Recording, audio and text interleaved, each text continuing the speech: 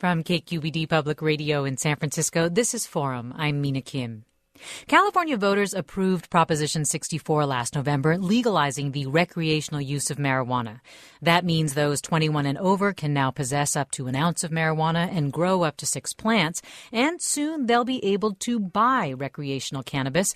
January 1st, 2018 is the date for retail sales to begin, and Lori Ajax is the person tasked with creating and implementing the rules governing what those shops will be like and how sellers will be licensed. There's also the question of making sure the quality and safety of the product is as advertised. Appointed last June to lead the Bureau of Medical Cannabis Regulation, newly named the Bureau of Cannabis Control, Ajax joins us to talk about what growers, retailers, and consumers should know about California going full legalization in less than 4 months. Good morning, Lori Ajax. Good morning. Thank you for having me. Well, thanks for being here. So you are getting ready to open the floodgates to what is expected to be the biggest legal marijuana market in the world. How is it going?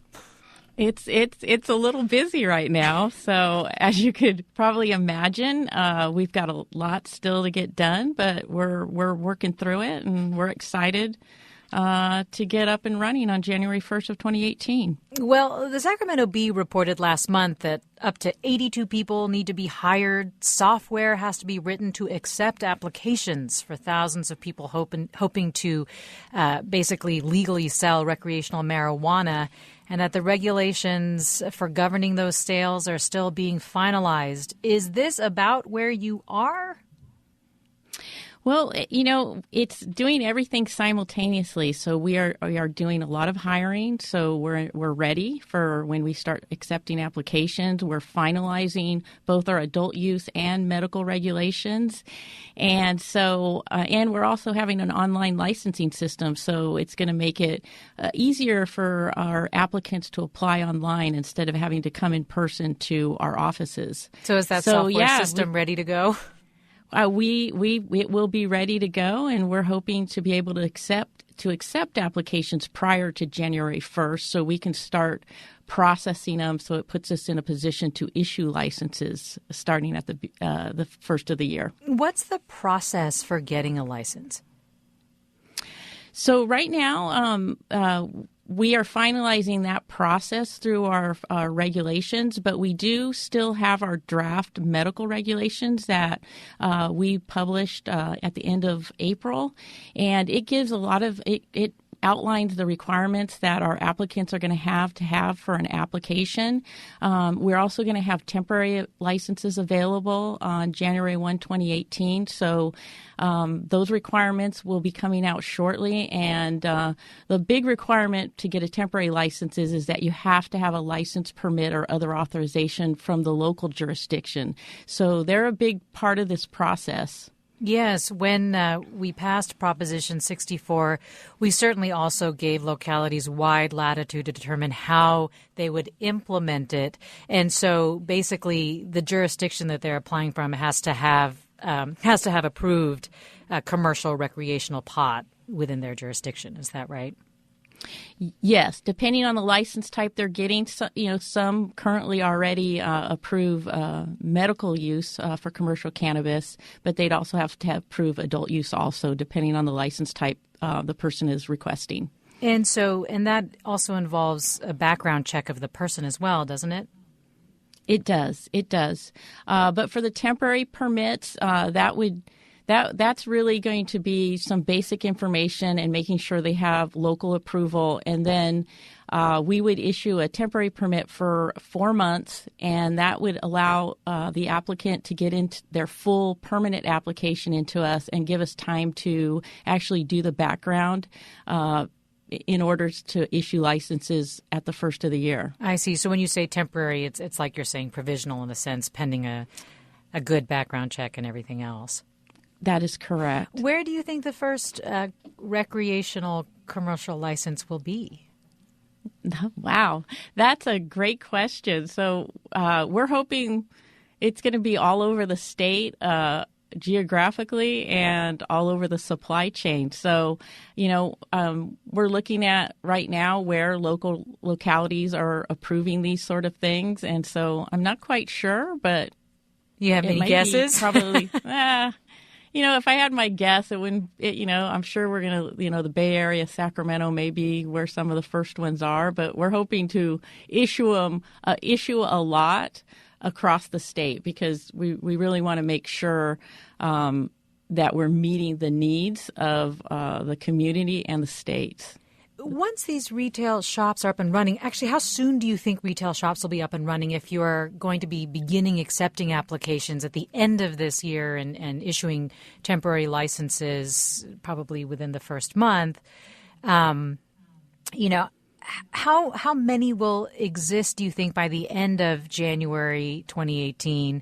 And also, what will it be like in terms of the ability to purchase retail sales? I mean, will people just be able to walk into a shop and pick it up? Yeah, it's hard to know how many people are going to be applying during the first month. We're preparing that, are making sure our systems can handle a lot of traffic coming in. But we already have across the state a medicinal commercial cannabis operating. So, we're hoping that's a smooth transition because they're already operating to get them a temporary. And then, we're still monitoring how many locals are approving adult use. But we're hoping we're going to be able to issue those temporary and be able to process those licenses. Our goal is in early December to start taking applications, so it gives us an idea of how many people are applying, where they're applying, and what license types. So you're saying that medicinal shops can also sell recreational at the same shop? They would have to get a separate license for doing, for example, a retailer that wants to do medical and adult use. It is actually two separate licenses, but yeah, they would be able to do it in the, most likely in the same location, depending on, talking with the locals and what they approve. We're talking with the head of California's Bureau of Cannabis Control, Lori Ajax, and she's taking your questions on how the state plans to manage the legalization of marijuana, which hits a major deadline on January 1st in terms of the legalization of retail sales. What are your questions for Lori Ajax? Give us a call at 866-733-6786. Again, that's 866-733-6786. You can post your comments on our website, kqed.org/forum. You can post them on Facebook. You can tweet us at KQED Forum, and you can email us at forum@kqed.org. So how will you ensure that the product that's being sold at these retail shops, once they're approved, is a quality and safe product? So we're also in charge of issuing the testing laboratory licenses, and our regulations address really strict testing requirements for the cannabis that is coming through the supply chain. So it has to go through a rigorous testing before it does go to the retail level. It's been raised that there are concerns about whether or not there'll be enough products sufficiently tested in time for retailers to start selling. Is that concern well-founded? Well, we're, of course, concerned about making sure that we have enough testing labs across the state to handle, the amount of product that's going to come through and that's going to require testing. So we are looking and talking to testing labs and making sure there is going to be enough testing labs to do that. So that's part of what we're doing right now is reaching out and looking at who will be applying for a testing laboratory license, and if they're going to be able to do the testing that we required on day one. And what is the track and trace system, the cannabis track and trace system? So Department of Food and Agriculture is developing the track and trace system. They're currently working with a vendor who is Metric, who currently does the track and trace for some of the other states. And so that is actually going to track the plant, the cannabis plant, from cultivation all the way through the supply chain to the retail level. And the idea is that will also help ensure public safety in terms of the product itself. Exactly. And if there was something wrong with the product, we would be able to recall it and find out where it originated from. And so, that the goal is to make sure, patients and consumers are getting safe cannabis. Well, let's hear from our listeners. Brendan in San Mateo. Hi, Brendan. Hi there. Hi. What's on your mind? So I was wondering, you're talking a lot about permits for selling and stores to sell recreational and medical use. What about getting permits for growing recreational and medical use with people that potentially have land in the area? Thanks, Brendan. You bring a good question, Brendan. Department of Food and Ag will be issuing the cultivation licenses, and so we're looking to issue cultivation, manufacturing, distribution, and retail licenses starting in January. Does that answer your question, Brendan? Yes, it does. Well, thanks for that call. Corey writes, no doubt edibles are going to be very popular. The ones I see are as pretty as those made at the nicest chocolatiers in San Francisco. But with their candy-like appeal, they seem high risk for children having access to them. What safeguards has the Bureau required of manufacturers and sellers? What about parents whose children come to be harmed if these treats are consumed? Lori Ajax, this has been a problem in Colorado, I know. What's your response to Corey's question? So both the statute and our regulations are very strict when it comes to edibles. Actually, it's the Department of Public Health that is regulating manufacturers. So there are strict regulations on labeling requirements, making sure that edibles aren't attractive to children, that they're in packaging that's tamper evident. So there are a lot of safeguards in place. We've learned a lot from what Colorado experienced, and so we're making sure that doesn't happen here in California. And you also have some rules around whether marijuana can be combined with other drugs like caffeine. Is that right? Yeah, Department of Public Health has come out in their regulations, and there are restrictions on infusing manufactured products with alcohol, for example, and other products. And how will you enforce this? They're going to be going out to the manufacturers and doing inspections. And so all of us will be making sure once we license people that they're complying with the statute and the regulations. And let's hear from John in Berkeley. Hi, John. So I'm curious, what percent is the going to be taxed? Taxed? Is that what you said, John? Taxed? Yeah, taxed. Okay, great. Thank you. Tax, et cetera. Yes. How will the tax structure work for weed, Lori Ajax? So the tax structure is in statute, and there is, taxes on cultivation and also excise tax, and then we have the retail sales tax, and then the local cities and counties can also impose a tax. So there will be a state sales tax, you mean? Correct. And then on top of that, localities can decide. So it would be, about 7 to 10% or so? That varies on communities. Sure. But at the state level? Yeah, the state level, it's in statute on the cultivation and then the excise tax, and then it's the regular retail sales tax. And that is handled by the new California Department of Tax and Fee, who handles that revenue. And we're getting lots of calls. So let me just go right to him. Bernard in Alameda. Hi, Bernard. Hello. I have two quick questions. I'm a physician working in skilled nursing home facilities. I think marijuana would be great for appetite and chronic pain, but I have two questions. So since most hospitals and nursing homes are under federal guidelines, how would that work? Obviously families can bring whatever they want to patients, but would physicians and nurses be responsible for dispensing? And then the second quick question, let's say a patient, obviously there's very little marijuana overdoses, but if a patient took marijuana and fell in the middle of the night, slightly under the influence, broke a hip, would the physician be responsible and liable, and how would that work legally? Thank you, Bernard. Lori Ajax, Bernard's first question really gets at, the concern that that pot is still considered, and pot possession is still considered a crime by the federal government. Yeah, that's a challenge on many fronts when it comes to cannabis regulation. And yes, doctors can provide recommendations, but as for what happens in the liability on those doctors, that really falls under the medical board, and it really isn't under the jurisdiction of the Bureau at this time. And do you have an answer to his second question? Help me out. What the second question? I think Bernard may have jumped off the line. Well, have you reached out to Attorney General Jeff Sessions at all about what his plans are with regard to California? The Bureau hasn't reached out to Attorney General Jeff Sessions. We're focusing on our mission, which is what we were created to do, is put together the state regulatory system for California. So that's what we're focused on doing. Are you operating under any federal guidelines?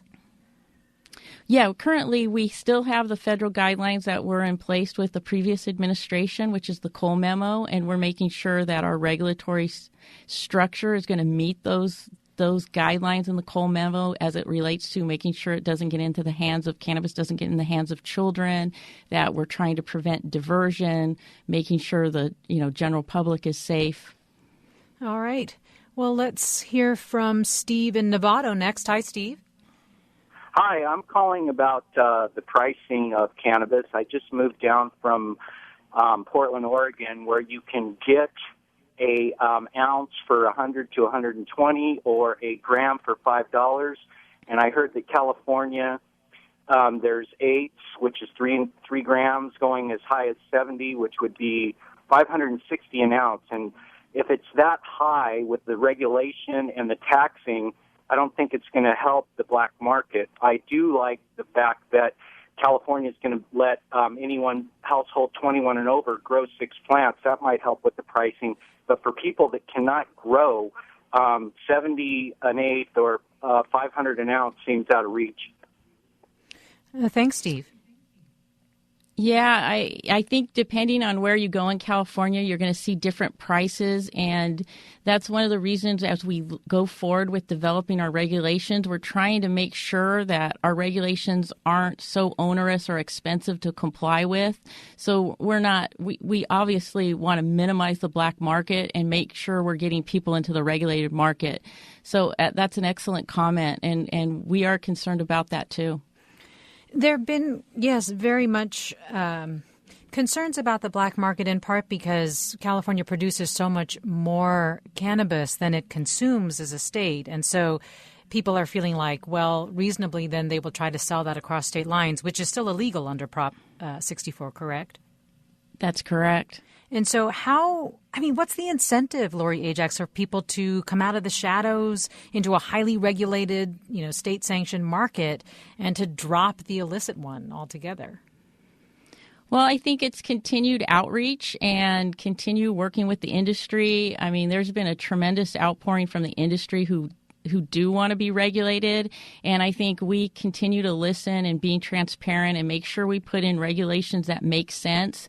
And I think it's going to be a transition. I think also it's customers, making sure, trying to encourage them to go to a regulated commercial cannabis establishment. And so I think we'll see over, the next couple of years a transition to minimize that black market. And we really are looking forward with working with the industry and the public to make sure we accomplish that. Will there be a lot of investment in law enforcement potentially to go after folks who are trafficking marijuana illegally? Absolutely. We're going to have investigators on our staff. We're also going to work with local jurisdiction because, as we bring more and more people in the regulated market, you want to make sure they aren't disadvantaged by folks out there that aren't in the regulated market. So, yes, there's going to have to be enforcement of the unlicensed activity. The previous caller brought up Oregon. So Colorado, Washington, and Oregon, they've all gone before, and so you've probably learned a lot from their experience. But California is a very different state. So I'm curious, where do their experiences inform California, and where do they fall short? We've learned a lot from the states that have gone before us, but they do have different statutes and regulations than California, and you're absolutely right. California is different, geographically different. We have, over 500 cities and counties that we're going to have to that are going to have separate different regulations and ordinance that the Bureau is going to have to collaborate with. And so we've learned a lot from them, but at the same time, we have also had a medical market that's been around for decades. So, it's one of those things where we're going to have to encourage those folks that have been doing this for a long time to come into the regulated market. I've put up a lot of different potential challenges for your Bureau, and you've gotten a lot of questions from our listeners. But I'm curious, what, if you had to say, are the top 3 biggest challenges your Bureau faces in terms of regulating the cannabis industry in California? What would you say they are? So, well, right now it's our aggressive timeline, but I think once we do start issuing licenses, I think we have to make sure that as a regulator that we're addressing problems quickly as they arise. If something in our regulations isn't working, we make changes to them, and that we continue listening. I think banking is still is a big issue for the Bureau and the industry, and not having access to banking makes it difficult for a regulator, and it also makes it difficult for someone trying to comply with all the business regulations, not being able to have banking. And I think there's a lot of things out there we don't know what's going to happen once we start regulating. And we look at it as a Bureau trying to prepare for any possible scenario so that we can respond quickly. We're talking with California's weed czar, Lori Ajax, or she's the head of California's Bureau of Cannabis Control. Retail sales of recreational marijuana are set to begin in January. State agencies are scrambling to issue the final rules governing the licensing, testing, and distribution of commercial recreational cannabis. What are your questions for Lori Ajax as we enter this in less than 4 months? Give us a call at 866-733-6786. Again, that's 866-733-6786. Post your comments on our website, kqed.org/forum. Email us, forum@kqed.org, or post your comments on Facebook or Twitter. I'm Mina Kim. More with Lori Ajax after the break. Stay with us.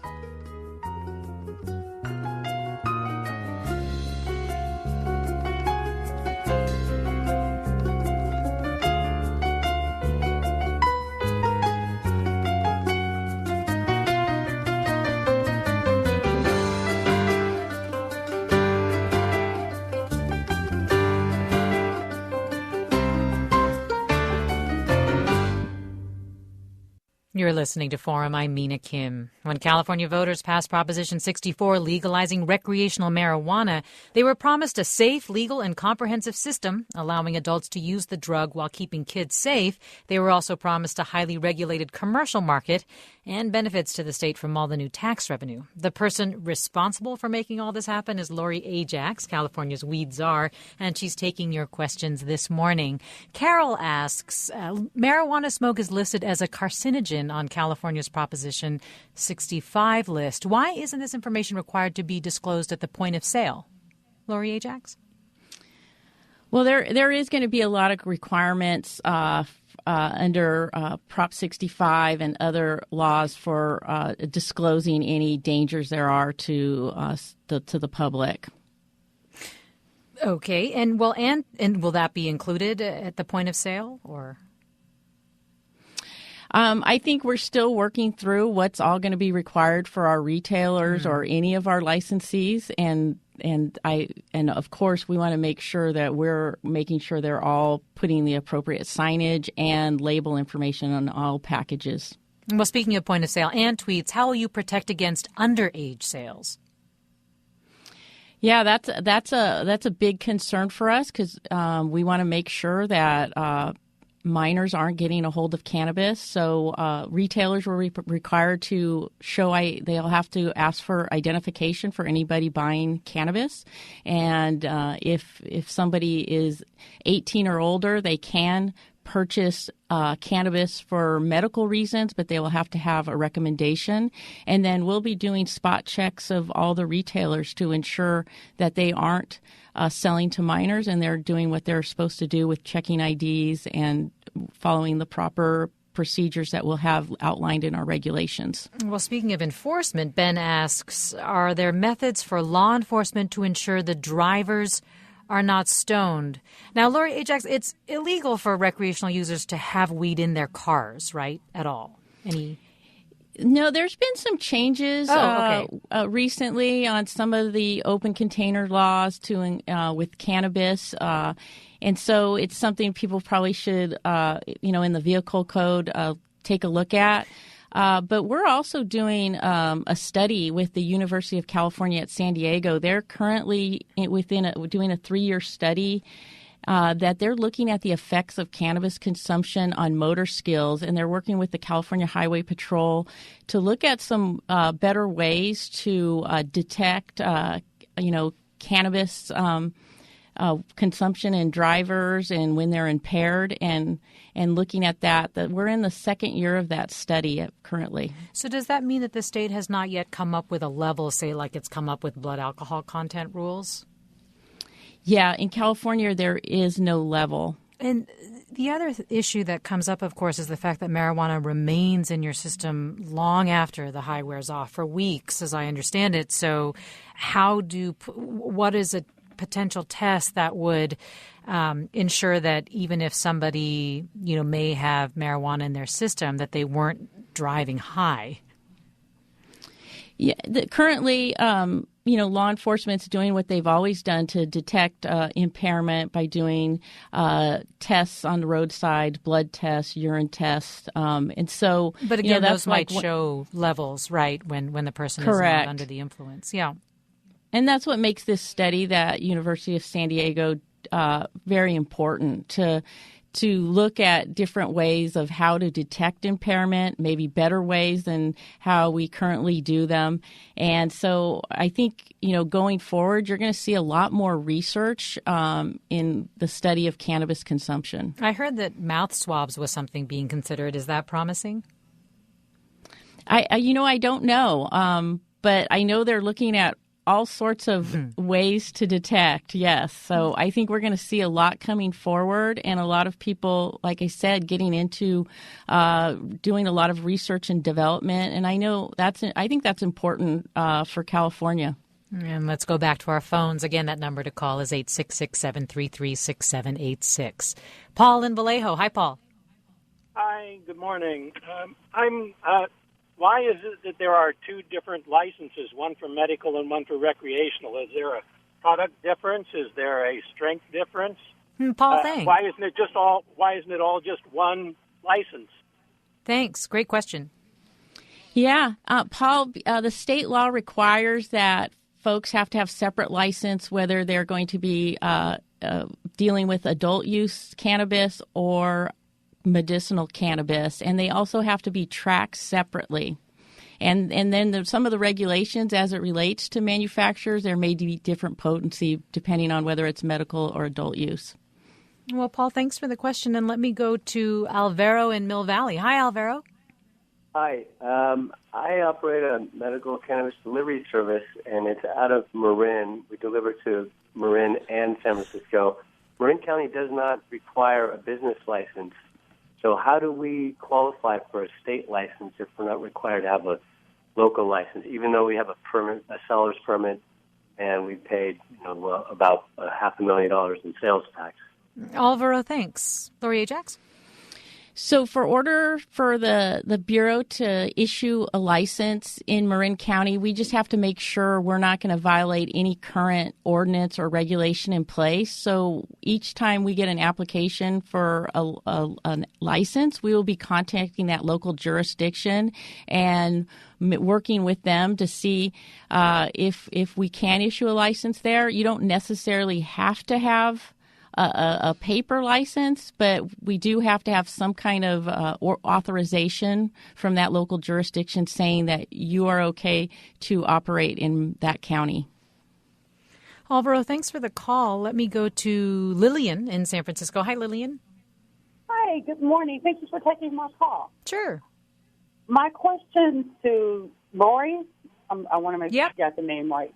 My question to you, Lori, is because California was first in the medical marijuana industry, and the regulatory agreement for that just kind of, let's just say it was a work in progress, and it continues to be a work in progress.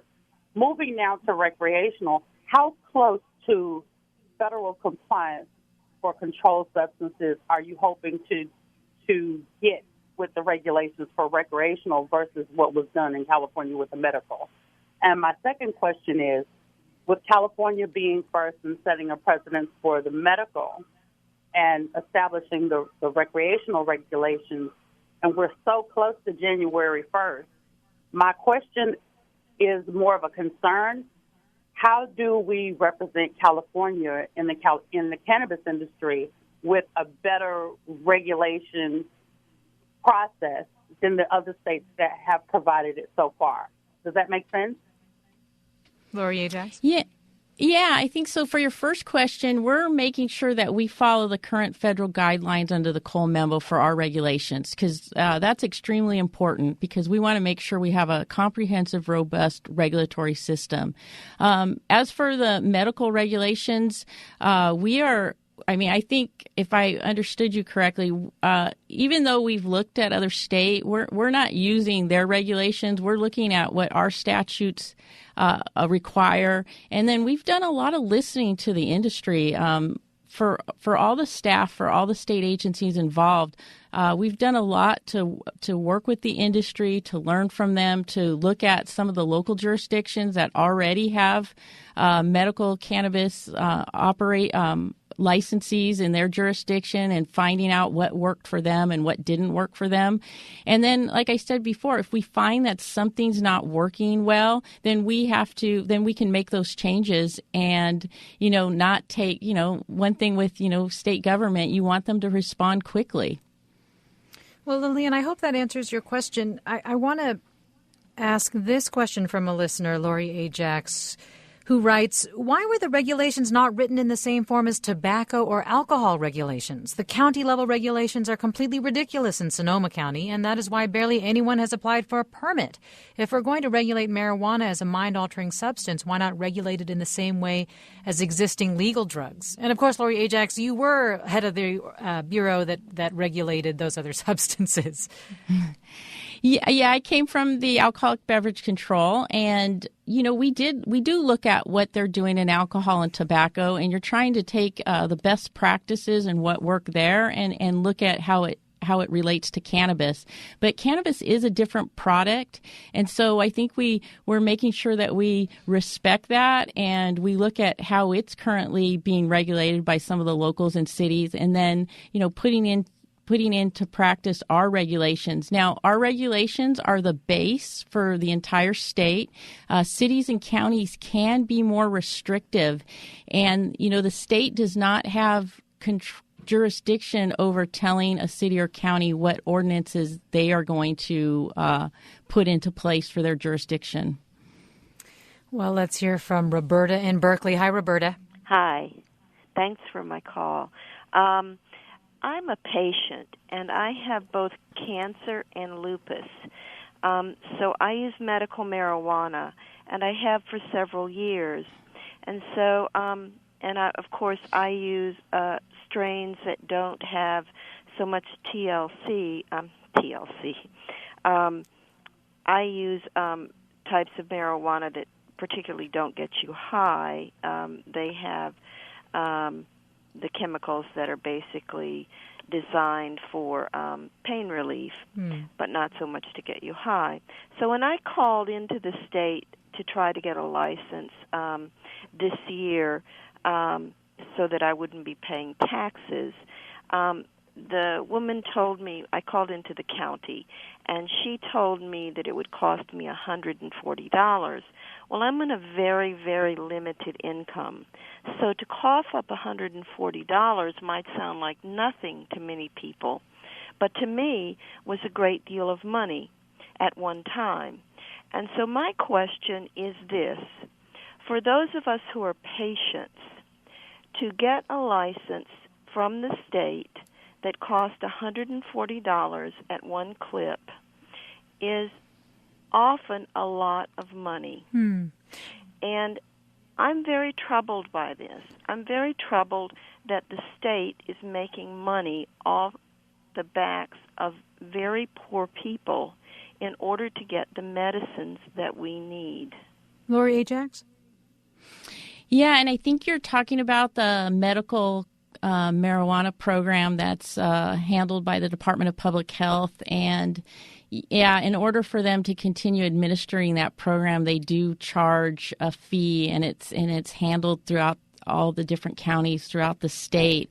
And in order to get that tax break, I believe you do have to have that card. But just to keep in mind, you don't have to have the medical card to purchase medicinal cannabis. You can do that with a recommendation. And it is something I'm happy to put you in touch with some folks at Department of Public Health to see if there's any relief from that fee at all. So should Roberta email you or? Yeah, absolutely. We'd happy to have you email the Bureau, and we can put you in touch with somebody to see if there's anything, any program that would give relief from that fee. Well, Roberta, thanks for raising that. And I'd like to go now to Helen in Portola Valley. Hi, Helen. Hi. Hi, what's on Am your I mind? on? Yeah. I am curious about the impact on water with the new industry of and in terms of the Endangered Species Act, because of how it's going. That's a federal law, and how water is going to be dealt with for the marijuana industry, and how that's going to impact the environmental, species of concern. Helen, thanks. So, Helen, both the California Department of Food and Ag, before they're going to issue a cultivation license, they're going to have to make sure they have a water permit from Water Resources. So those agencies, along with the Department of Fish and Game, are taking the lead on making sure that people are complying with all the laws that have to do with the environmental impacts. And just to let you know, Department of Food and Agriculture also did an environmental study, an environmental impact report. That's currently on their website, and you might want to take a look at it. Helen, thanks for that. In terms of pesticides, where should people go in terms of figuring out what pesticides are safe to use? And is it possible, is there a system right now to get organic certification for weed? So the Department of Food and Ag is working on developing that organic certification, and Department of Pesticide Regulations is also working with the Bureau on what pesticides can be used on cannabis, and then they're also creating the guidelines for our testing laboratories on the different pesticides that will be tested and what's the allowable limits of pesticide residues. So currently, if you look at our regulations, there's 66 pesticides that will need to be tested for on any cannabis going through the supply chain. Well, let me thank Helen for that and go to Jay in Morgan Hill. Hi, Jay. Hi. So I've read Prop 64 a couple of times, every single page, and there's something a little confusing. I have friends that literally their entire family depends on growing pot illegally, and there's a lot of that in Northern California and whatnot. And corporations like Philip Morris are buying up land, and they already have the package ready to launch, and they're gonna squish all the little guys, like my friends. And I know in Prop 64 there's a lot of things that prevent vertical monopoly and whatnot. It's a little confusing. What are the specifics that is going to stop from big corporations from dominating this industry? Jay, thanks for that. And Lori Ajax, this is definitely a concern that comes up a lot with legalization. Charlotte, for example, wrote, Lori, we've seen what happens to food and nutrition in the hands of corporations. What regulations or assurances are being set up to ensure small family farms growing cannabis responsibly will have a chance to compete in this market?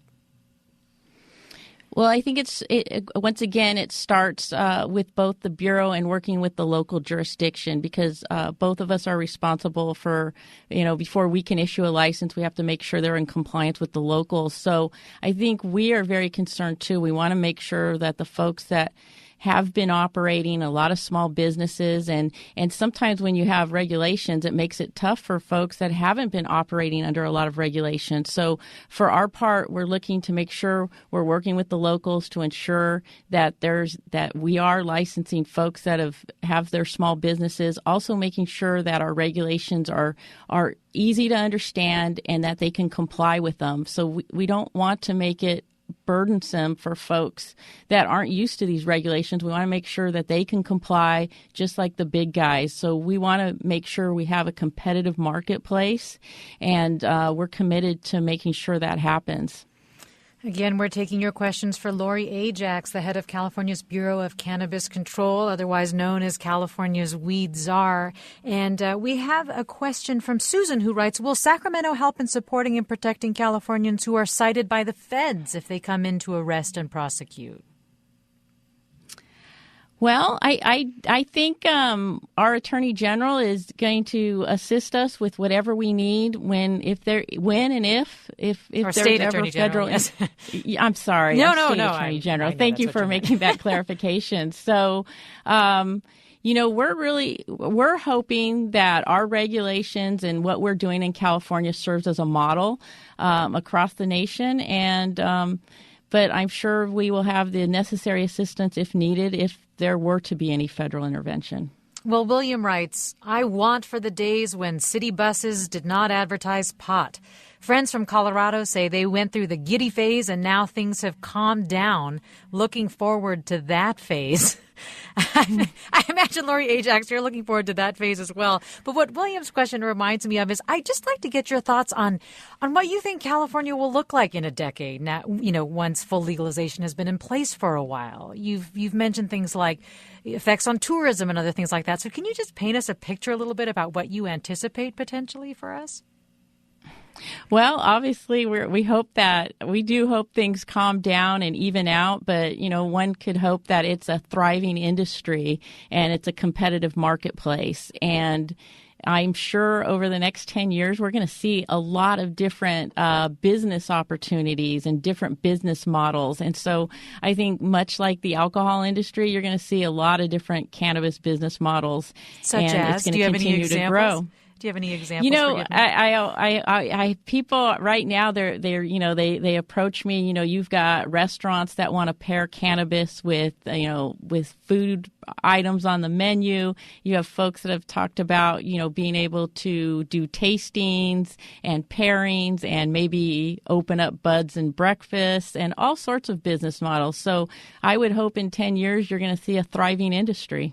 Did you vote for Proposition 64? Do you mind my asking, Lori Ajax? I will. You know what? I will keep that between me and the ballot box. Understood. A listener asks, will retail outlets have to prove where they bought their inventory from? What's to prevent them from buying illegally grown marijuana? Who do we call to shut down an illegal grow? Well, we're going to have all three of the licensing authorities, Public Health, Food and Ag, and us, are going to have the ability for folks to submit an online complaint. We're also going to have a call center where people can call, ask questions, and also give us any complaints or information if they're having problems with any of our licensees. And we are going to be able to know those retailers, their products that they have on hand through the track and trace program. So everything's going to have to be properly labeled. It will have a unique identifier that we can trace that to make sure that a licensed retailer isn't purchasing product from the black market. Well, speaking of that, Sam asks, I have a commercial warehouse for lease and have been inundated with lease requests and from growers and extractors. How do I verify that these are legitimate businesses that I can lease space to and are not illegal operations? So first step was to contact the county that he's in or city, whatever jurisdiction that is, and see if they do in fact have some kind of local authorization. Since the state isn't issuing license yet, there would be nothing that they'd have from the state level, but he needs to ensure that they are, properly permitted in the local jurisdiction. You're listening to Forum. We're talking with Lori Ajax, Chief of California's Bureau of Cannabis Control. This is a fundraising period for KQED Public Radio. For more information about how to support KQED, go to kqed.org. I'm Mina Kim. And let's go to more calls. Let's hear from Alexis in Oakland. Hi, Alexis. Hi. I have a question. So I've been in the medical cannabis industry for 8 years. And we deal with patients who come in with myriad issues, some of which include negative responses to cannabis. Is there going to be any requirement for training for people who are recreationally selling this stuff to talk to people about why they're responding in particular ways to the strains they're smoking? Or is this just going to be people just, go out willy-nilly and figure it out on their own? Alexis, thank you. So we've gotten a lot from the industry talking about having standardized training. So the Bureau, along with the other licensing authorities, are looking at what that training would look like. At this point, we're not there yet, but I think we believe, along with the industry, there is a need for standardized training. Well, Alexis, thanks for raising that issue. We go now to Tom in Alameda. Hi, Tom. Hi there. I'll try to be brief, and my concern is not short, but I'm a grandfather who just lost his grandson to what could be a case of two young males driving recklessly after being high. And I see a train wreck coming with this issue. Has anyone been concerned about the mixture of this giddy, amateurish, rushing headlong into the whole legal aspect of legalizing marijuana, yet no one has actually done the concerted National Institute of Health style research into the safety of it. And I'm frankly very terrified these days to be on the road, because first you have drinking and driving, then texting and driving, now add to the mix marijuana and driving. Is anyone concerned that this volatile cocktail, which triggered the heroin epidemic, was this profit industry knowingly, legally dispensing their drug, which caused this epidemic of you see horrible pictures of mom and dad in the front seat with cardiac arrest, with Junior in the back seat nursing on an empty bottle. Well, Tom, do we see something coming along those lines? Well, thank you for your question. I'm sorry to hear about your loss and your concerns. Also, Lori Ajax, we touched on this a little bit, especially in terms of the driving issue, but do you have any words for Tom? Yeah, Tom, those stories are hard to hear, and I'm very sorry for your loss. And I think as a state, we're going to remain vigilant to make sure those types of things aren't happening. I think you're going to see right now the Department of Public Health has just launched a public campaign to basically talk cannabis and what the effects are. And I think we all need to be making sure that we make this product safe, that we're educating the public on its use, and we continue to just be very vigilant and on this whole issue. Well, Tom, thank you for the call. And Lori Ajax, earlier you mentioned banking as one of the chief challenges. And Jamie asks, how is California going to deal with the federal restrictions on cash deposits and banking from cannabis? And another listener tweets, I'd love to hear about policy options for banking. So could you give some more specifics around that? Yeah, so the Bureau's part of the state treasurer's cannabis banking working group. So as a group, we've been working on this issue since early January, and State Treasurer John Chung is going to be coming out with a report on the results of our meetings across the state. So we're still trying to find solutions to the banking issues, because it doesn't, we want to make sure that the people that we are licensing has access to banking, that they're not carrying large sums of cash around with them, not having to pay their employees in cash. So we are going to continue working on this issue, and, hopefully we're going to see some great results from it. Well, Hank wants to know, can garden nurseries sell starter plants? So you have to have a nursery license to have, there is a nursery license that issued by the Department of Food and Ag, and then our retailers will be able to sell those immature plants. And finally, this listener wants to know, legally, what happens to old hippies like me who just want to grow their weed and smoke it and don't want to have a permit?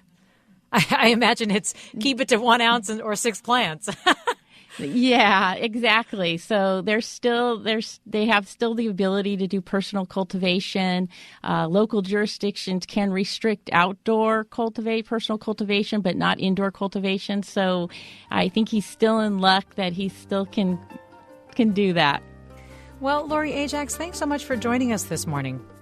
And best of luck to you. Thank you for having me. Yes, with everything that you've got going on. Appreciate that. Lori Ajax, Chief of California's Bureau of Cannabis Control, or California's Weed Czar. Thanks also to our listeners for their questions, many questions related to the full legalization of marijuana. Forum is produced by Irene Noguchi, Judy Campbell, Tina Lauberg, and Susan Britton. Our engineer is Katie McMurrin. Our engagement producer is Amanda Stupai. And our interns are Patrick Fitzgerald and Anna Sterla. Our senior editor is Dan Zoll. I'm Mina Kim. Thanks so much for listening.